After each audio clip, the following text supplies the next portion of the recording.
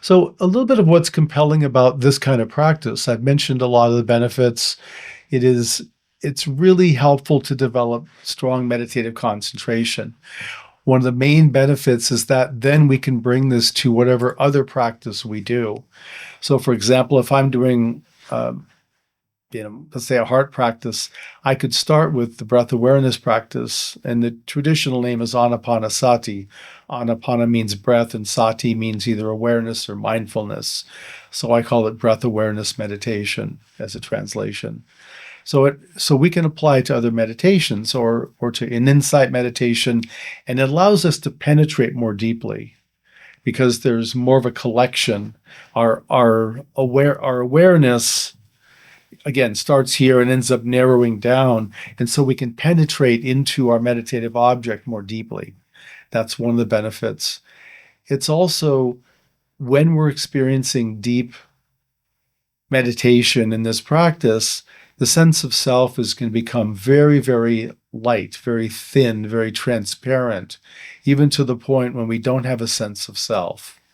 So it's really helpful to be able to rest in the experience of not having a normal me. We learn not only is this conditioned, it shows up only in certain circumstances, but that it's not fundamentally who I am. We begin to see it's one expression of us, but we're more than that. We're much more than that. And I mentioned before that this is an important practice. The Buddha did it throughout his lifetime and even before his death, that in his 80s, this was the last meditation he did. Part of the benefit of the purification of mind practices, which are called the concentration or samatha practices in Buddhism, is that it does develop a certain serenity or tranquility simply because we're drawing awareness away from the normal locations in our mind of agitation and churning, the kind of issues and problems that you just have going all the time. We're deliberately withdrawing awareness and energy from those and bringing it to the breath. So that helps us by just freeing up some of our mental activity. We feel more at ease, more relaxed. We're in touch with more spaciousness. The purification of mind also helps us work with qualities of the hindrances. And the hindrances, I'm not going to talk about them so much now, but basically it's the restrictions we find early on in meditation that are holding us back or keeping us from going deeper. So it softens any place of resistance or hesitation. So it has that benefit. And then finally, the benefit is the sense of me gets more transparent, thinner, lighter, because we're not investing as heavily into it. We begin to see, well, this is here sometime, but there's something else that's here all the time. And that begins our shift away from the self as our primary identity to the question, well, maybe it's not the whole of me. And that begins our journey. So when we're focusing on the breath in this practice, we're making it a priority over everything else in our perception or experience. A lot of you have done the Vipassana Insight or mindfulness practice. That's a practice that invites you to bring awareness to whatever is most predominant in your immediate experience. In concentration practices, that's not what we do. We select a meditation, and the meditation has priority over everything else that's coming up and arising. If you have knee pain and your knee pain is louder, more pronounced than your contact with the breath, you do not leave the breath and go to the knee or knees. You stay with the breath. So we're developing the ability to stay with a meditative object regardless of what else is going on. We're not paying attention. We're prioritizing the breath. It's number one. So that's really important. And just know that this is a developmental practice, meaning we're not going to make contact with the breath for the very first time and the whole of the path is going to open to us immediately. This is a slow maturing process. It's a ripening that happens. So know that you're going to be distracted. Know that you're going to go off the breath. Know that you're going to get hijacked by your thoughts and concepts and identities and all the mind junk we can get into.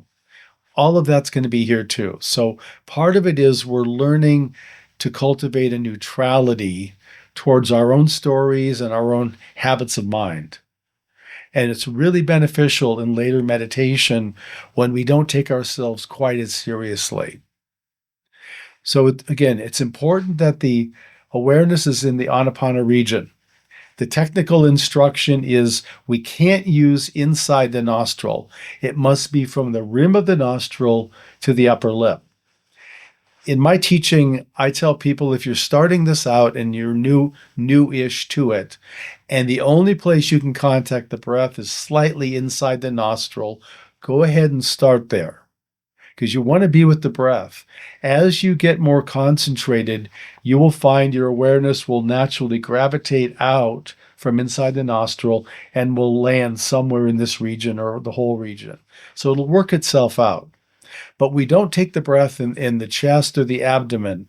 It must be exterior to the body. The practice will not develop, jhana will not arise if you're paying attention to the breath in the body. It has to be exterior. And that'll make sense a little bit later.